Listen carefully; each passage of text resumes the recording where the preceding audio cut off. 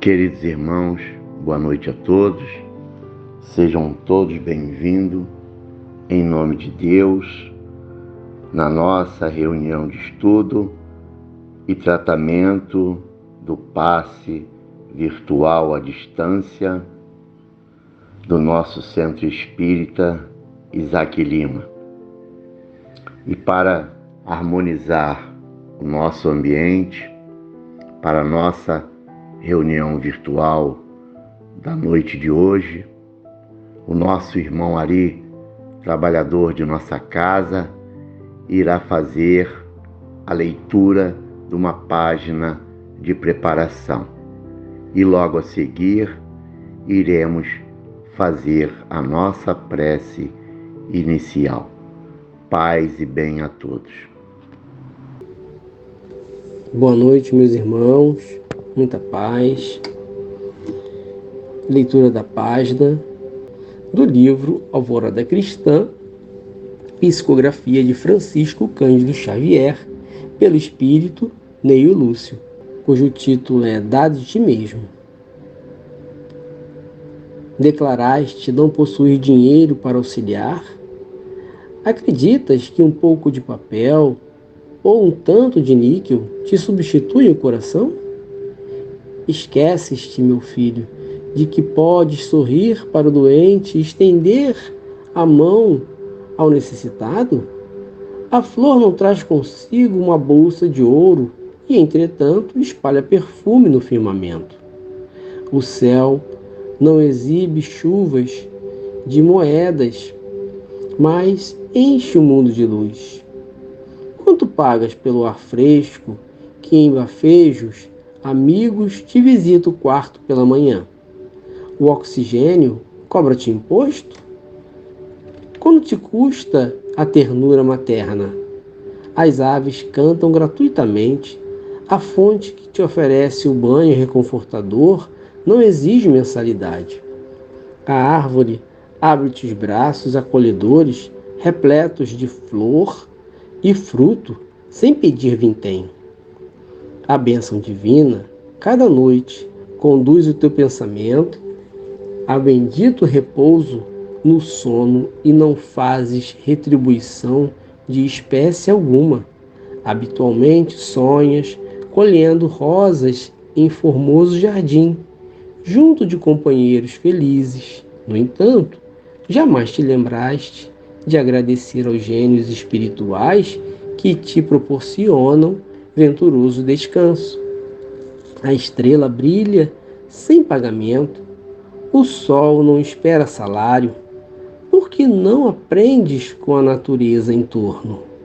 Por que não te fazes mais alegre, mais comunicativo, mais doce? Tens a fisionomia seca e ensombrada por faltar-te dinheiro excessivo e reclamas recursos materiais para ser bom? Quando a bondade não nasce dos cofres fortes. Ser irmão de teu irmão, companheiro de teu companheiro, amigo de teu amigo. Na ciência de amar, resplandece a sabedoria de dar. Mostra um semblante sereno e otimista onde fores. Estende os braços, alonga o coração, comunica-te com o próximo através dos fios brilhantes da amizade fiel. Que importa se alguém te não entende o gesto de amor?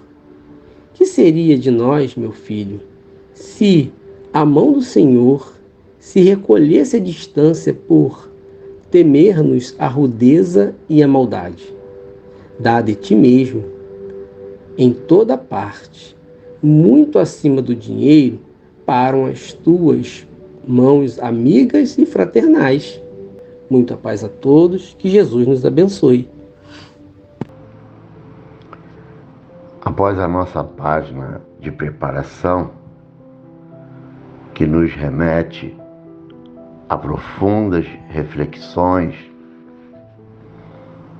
que possamos, neste momento, relaxar o nosso corpo, apacentar os nossos corações, elevar o nosso pensamento a Deus, nosso Pai de amor, justiça e bondade, e a Jesus, nosso divino Mestre, amigo incondicional de nossas horas difíceis, doutor de nossas vidas, e agradecer pelo dia de hoje, pela bênção da vida, por tudo que nos destes, por tudo que nos dás, pelo pão, pela água, pelo ar, pelas belezas que desfrutamos no altar da natureza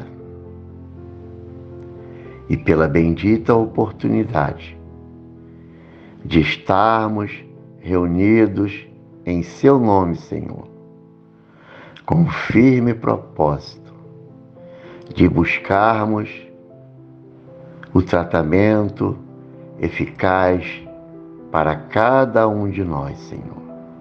Espíritos encarnados e desencarnados que irão participar desta bendita reunião da noite de hoje, Senhor. Te rogamos a Tua bênção, o Teu amparo, Senhor, para toda a equipe médica e espiritual e a equipe, Senhor, dos médiuns passistas, Senhor, para que em sintonia possam atender às necessidades físicas e espirituais de cada irmão, de cada lar, de cada família, Senhor. Que cada um receba o tratamento específico, Senhor, para se fortalecer, para se reequilibrar, para poder, Senhor, enfrentar as dificuldades do dia a dia com força, fé e coragem, Senhor. Para que possamos, Senhor, buscar a nossa reforma íntima, a nossa transformação moral, Senhor.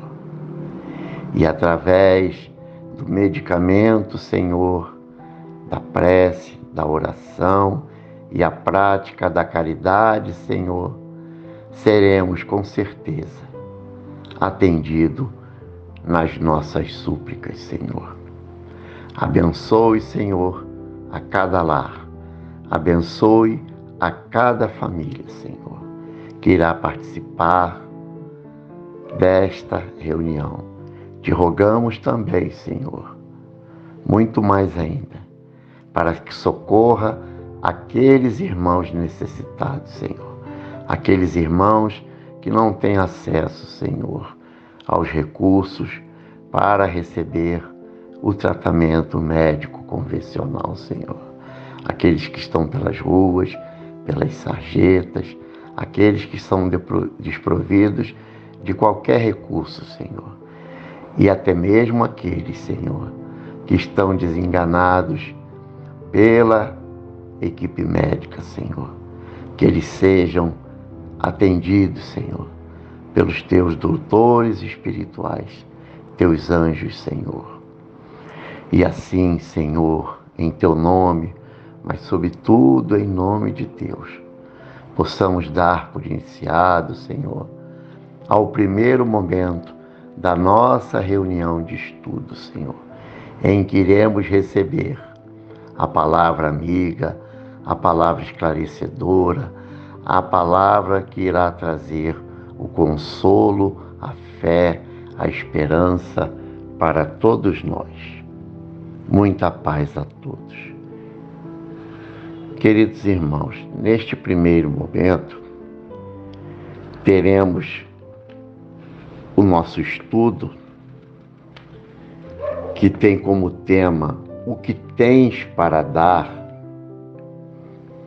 e a referência é do Evangelho segundo o Espiritismo, capítulo 13, itens 5 e 6, e quem irá coordenar a nossa reunião de estudo da noite de hoje é a nossa irmã Isilda Val, trabalhadora da nossa casa, que possamos prestar atenção em todo o material didático que a nossa irmã trouxe para cada um de nós na noite de hoje.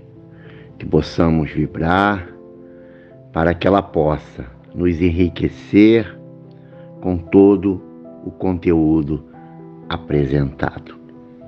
E com a palavra, a nossa irmã Isilda Val.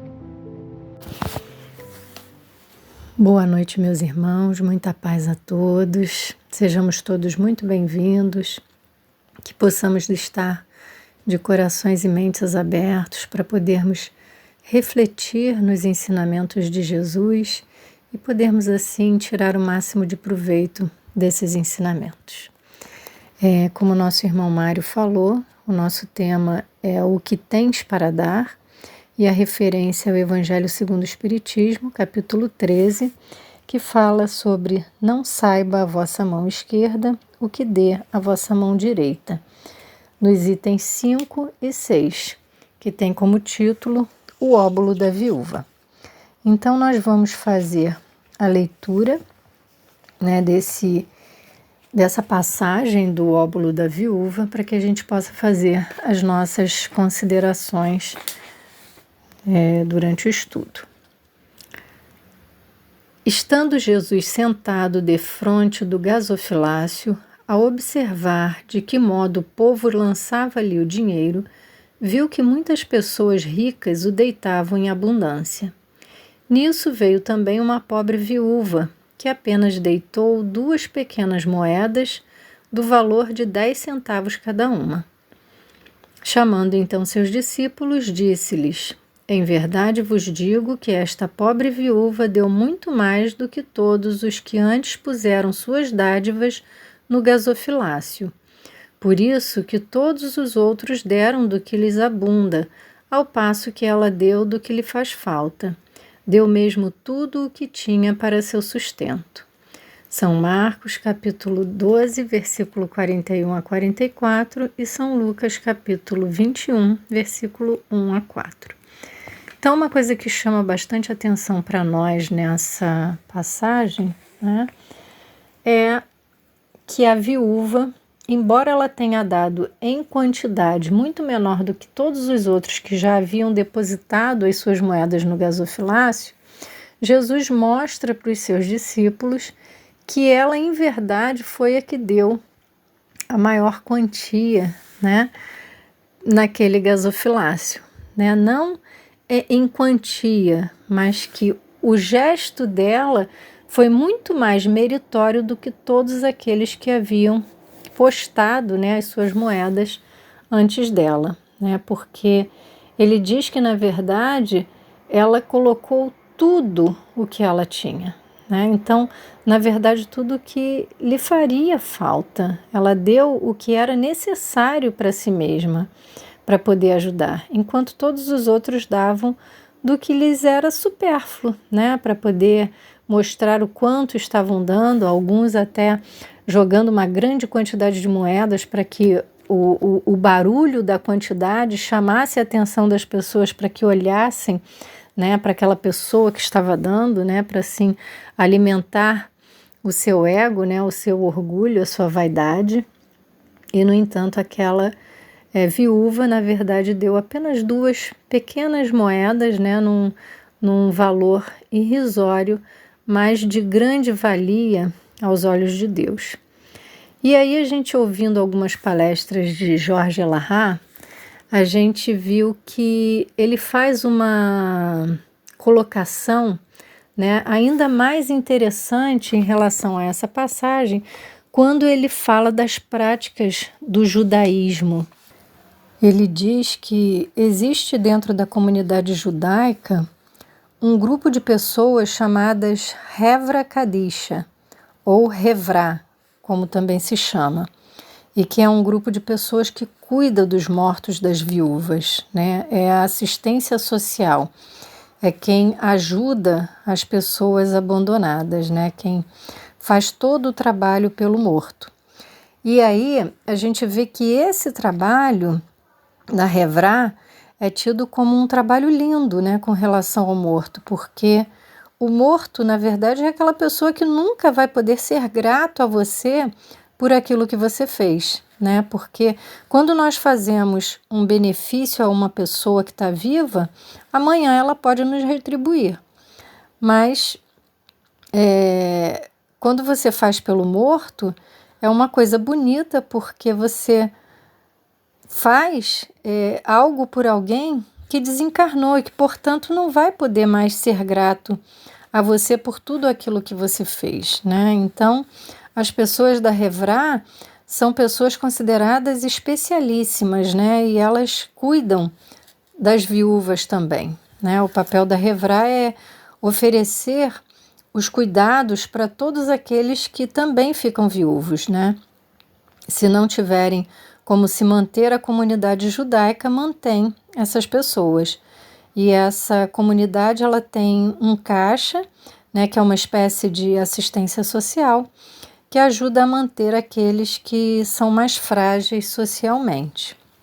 Então, a gente observa que o texto faz questão de dizer que quem deu o óbolo foi uma viúva, né? Se ela era viúva, ela não tinha nem que dar o óbolo, pois ela tem que receber e não dar. Viúvas são consideradas personagens isentas dessa contribuição, porque agora elas estão sob a tutela da sinagoga, né? Elas estão sob os cuidados da comunidade judaica. Então, quando nós vemos alguém que está na condição de viúva e vai no templo para poder colocar uma moeda, né? Nem importa se ela colocou muito ou pouco, né? O que importa é que ela não tem que fazer. Ela está indo além do dever, colocando uma moeda dentro do gasofilácio, né? Onde se colocavam, né, essas ofertas, né, no Templo de Jerusalém. Então, aí você tem duas coisas que são bastante interessantes, né? Primeiro, é que ela, sendo pobre, Jesus destaca que ela deu tudo o que tinha.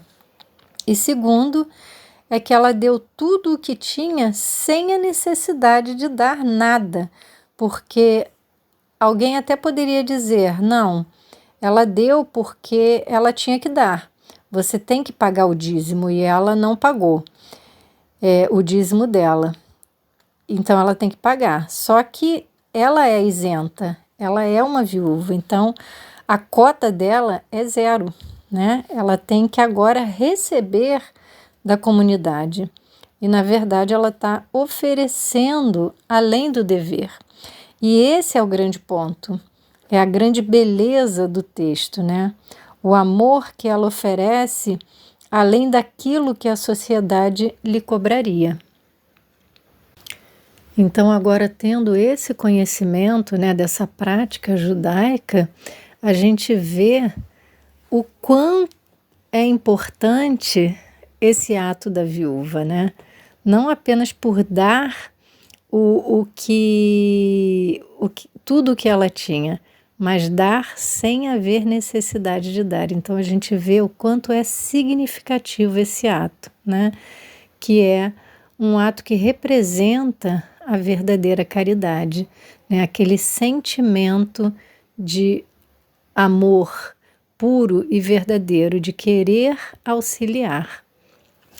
E fazendo uma leitura do livro As Leis Morais, de Rodolfo Caligares, a gente encontra um título, né, falando sobre esmola e caridade, e aí ele faz a diferenciação entre esmola e caridade, e define a esmola como algo material que se dá ao outro, como comida, dinheiro, roupa, remédio, tudo de material que a gente doe. E caridade é essencialmente o amor ao próximo, o sentimento, a intenção que se emprega para doar ao próximo, seja uma coisa material ou não. Então, a esmola é a coisa material e a caridade é o sentimento com o qual a gente envolve aquela doação, seja material ou não, né? E aí, Rodolfo Caligares, ele continua dizendo, né, que do ponto de vista espírita, né, dependendo dos sentimentos que acompanhem ou inspirem o modo de agir das criaturas, nós podemos ter.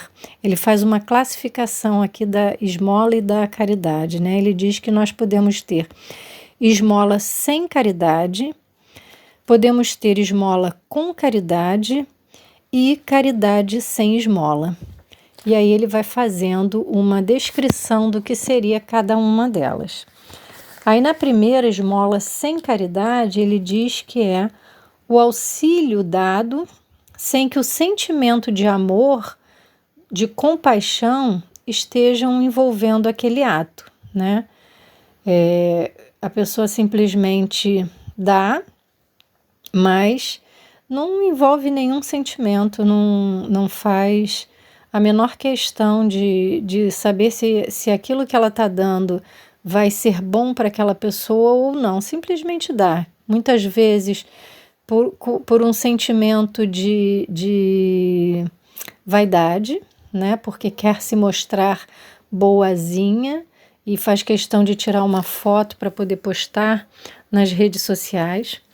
Às vezes são pessoas que querem se ver livres daquela situação que consideram incômodas, né? De ter outras pessoas mais humildes as rodeando, então para se verem livres dão logo uma moeda qualquer, um trocado qualquer, né? Tem também aqueles que nos períodos pré-eleitoreiros eles doam com o intuito de se elegerem, né? De mostrarem, como eu sou bonzinho, tá vendo? Se eu for eleito, eu vou poder ajudar vocês com muito mais, né? Então, sempre tendo o interesse escuso. Na verdade,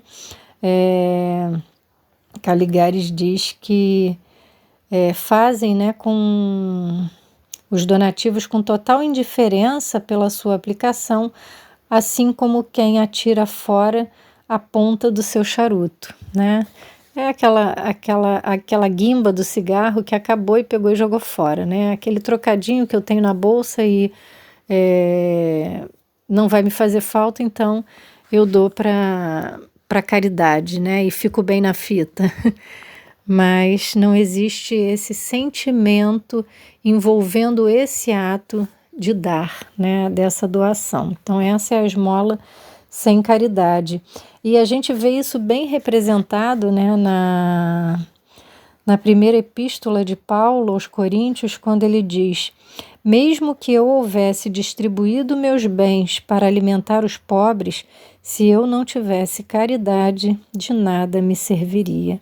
Então, quando a gente dá, mesmo que a gente dê tudo o que a gente tem para os pobres, né, sem que o coração, né, ele não intervenha nessa doação, de nada nos serviria, porque o mérito, na verdade, está no sentimento que nós envolvemos aquele ato. Aí ele vem falar também da esmola com caridade, né? E ele diz que esse tipo, ele compreende uma escala progressiva de mérito, né? Que existem vários modos, né, de se praticar essa esmola com a caridade. E fala que não em relação à quantidade do que é doado, mas sim a quanto existe de envolvimento da alma no ato praticado, né? Quanto que a gente se doa na hora de doar essa coisa material que a gente tá doando, né? Ele diz que a esmola ela será tanto mais meritória aos olhos de Deus, quanto mais puro seja o seu desejo de ajudar, isto é, quanto mais às escondidas seja feita, quanto mais delicadeza encerre, quanto mais abnegação expresse e quanto menos vergonha cause a quem a recebe. né? E aí ele faz os degraus, né, dessa caridade, dessa esmola com caridade. E ele fala que o primeiro degrau são os óbulos concedidos de boa vontade, quando solicitados, porém aguardando a gratidão dos que foram auxiliados. Então a pessoa, quando ela é solicitada, ela de boa vontade ela ajuda, mas ela fica sempre esperando que aquelas pessoas que receberam, né, sejam gratas a ela para o resto da vida, né? A pessoa não pode fazer nada com elas que elas vão jogar na cara tudo que elas fizeram pelas outras. E isso é muito comum a gente ver, porque quantas pessoas a gente vê falando assim, ajudei tanto fulano e hoje fulano me vira as costas, né? Ajudei tanto fulano e fulano hoje está me dando uma facada nas costas. Também não ajudo mais, só ajudo a quem me ajudar agora, né? Então a gente vê que a pessoa perde completamente o mérito dessa ajuda porque fica aguardando essa retribuição, e a gente sabe que o bem ele deve ser feito, né, sem aguardarmos a resposta do outro ou o agradecimento do outro, né?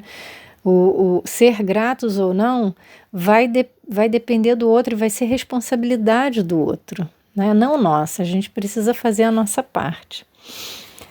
O segundo degrau, ele diz que aqui também o óbulo ele é concedido de boa vontade quando solicitado, né? Mas que mesmo que a pessoa ela não aguarde a gratidão imediata, né, daqueles que foram auxiliados, elas se consideram já merecedoras de um lugar no paraíso, né, por conta das suas ações. Então, nesse caso, ainda há o aguardo de uma recompensa, né? Então, não é completamente desinteressado. Ajuda, não faz questão da gratidão daquela pessoa que foi ajudada, mas já se considera, né, com um lugarzinho lá reservado no paraíso, né?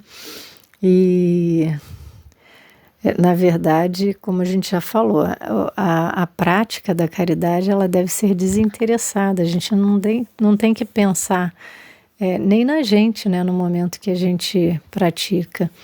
O sentimento deve ser de amor, de auxiliar, de ajudar aquela pessoa que necessita, né? O terceiro degrau são doações espontâneas, né? Porém, não na medida dos nossos recursos. Doamos apenas os restos, o que não nos serve mais.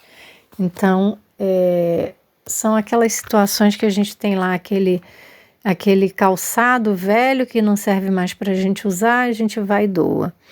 Tem aquela roupa velha que já não dá mais para usar, que está em frangalhos, aí a gente vai e doa. Então a gente tem condições, tem muito mais de supérfluo dentro da nossa casa, mas a gente só lembra de doar aquilo que já não serve mais para a gente usar. E aí a gente dá espontaneamente, mas não dá o que a gente tem condições de dar, na verdade, né? O quarto degrau são as doações feitas com alegria e de acordo com as possibilidades de quem doa, porém de maneira que quem recebe saiba exatamente quem foi o doador. Então são aquelas pessoas que que doam, né, com alegria e que doam não apenas o que está velho, o que não tem mais uso para a gente, mas aquilo que na verdade é supérfluo e a gente vê que outras pessoas precisam mais e a gente pega e doa, mas a gente faz questão de mostrar para a pessoa que somos nós que estamos doando. Então, de uma certa maneira, a gente acaba colocando, né, quem recebe muitas vezes numa situação assim difícil, um pouco humilhante na hora de receber, né? Então, as nossas intenções, elas contam muito. O quinto degrau ocorre a mesma coisa. As doações, elas são feitas com alegria e são também de acordo com as possibilidades de quem doa, mas sem que o beneficiado tenha conhecimento de quem foi o seu benfeitor. Então, a gente faz essas doações, né? A gente entrega, mas não faz questão de que as pessoas digam, olha, foi fulano que deu, né? É uma doação que, para quem recebe, é uma doação anônima, né? Então, não fazendo com que aquele que recebe fique numa situação humilhante. Então, é a alegria de fazer o bem, né?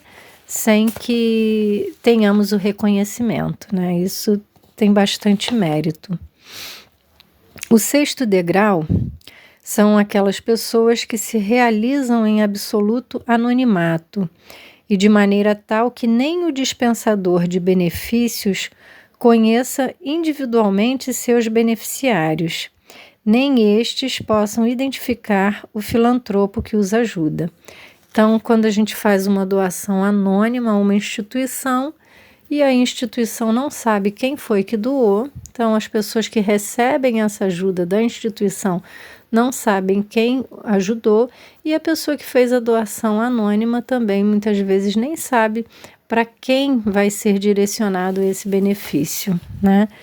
Então, é a possibilidade de ajudar, sabendo que uma instituição está passando por dificuldades, a gente vai lá e ajuda com o intuito de verdadeiramente ajudar, sem que necessariamente a gente saiba exatamente para quem vai aquela ajuda, né? Existe o mérito, né, desse sentimento que a gente tem de querer auxiliar e de nos manter, né, anônimos.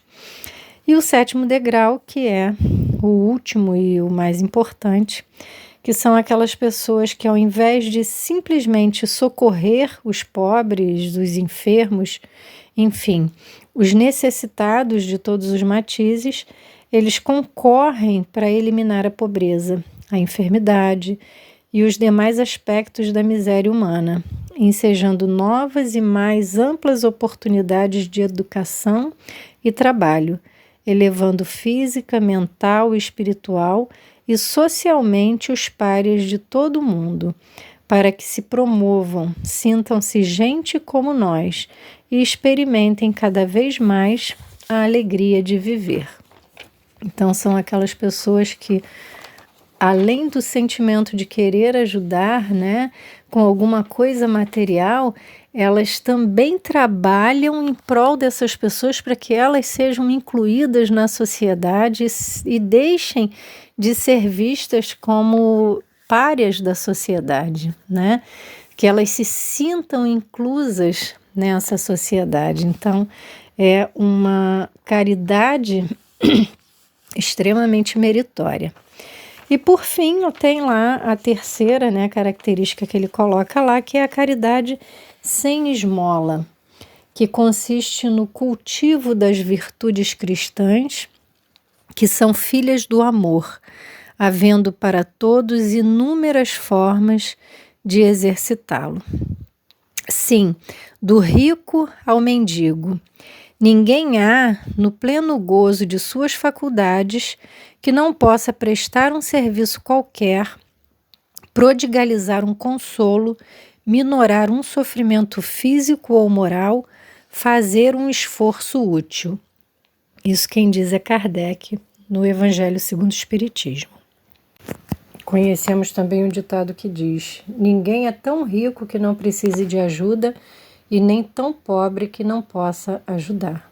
Então, todos nós temos a possibilidade de auxiliar. Muitas vezes a gente procura, né, receber heranças, ganhar na loteria, e a gente diz, se eu ganhasse na loteria eu ia fazer tanto bem, quando na verdade a gente tem a possibilidade de fazer muito bem sem, muitas vezes, não precisar nem utilizar um centavo que seja, porque a caridade ela não depende unicamente, né, dos bens materiais, né? Apesar desses bens materiais eles serem preciosos elementos, né, na prática da caridade, nem sempre eles são recursos mais apropriados para poder estancar as lágrimas, para curar as feridas, para dirimir as aflições, porque existem males infinitos em que as boas qualidades do coração valem mais ou operam melhor que todas as riquezas materiais. Então, temos esses recursos ao nosso alcance, né? Basta sabermos utilizá-los no nosso dia a dia, seja com o nosso semelhante, através de uma conversa, né, de dispormos do nosso tempo para auxiliar, para limpar feridas, para cortar cabelo daquelas pessoas que necessitam fazer a barba, cortar a unha, fazer trabalhos manuais com os quais nós possamos doar, promovermos campanhas, né, de arrecadação de recursos para poder doar para as instituições que necessitam. Temos inúmeras oportunidades de praticar o bem sem que necessariamente tenhamos que despender qualquer recurso financeiro para isso. Então, meus irmãos, que nós possamos fazer essa reflexão e tenhamos como exemplo essa viúva, né, dessa passagem, fazendo o que ela fez, né, de verdade, que foi a caridade, né, doando o nosso tempo, ou doando que seja o dinheiro, que também é importante, mas envolvendo sempre o amor em toda a prática que nós façamos. Então, muita paz a todos, fiquem todos com Jesus. Graças te damos, Senhor, por termos chegado ao final deste primeiro momento da nossa reunião da noite de hoje, Senhor. Queremos agradecer a Isaac Lima e toda a sua equipe que nos sustenta nos trabalhos da noite de hoje. Agradecemos também, Senhor, ao nosso irmão Ari, pela leitura da página de preparação, e pela nossa irmã Isilda Val, pelo rico tesouro que nos apresentou na noite de hoje e que está à nossa disposição, tendo como joia principal o amor. E assim, meus irmãos, que possamos, neste momento, nos prepararmos mais uma vez para a nossa prece final.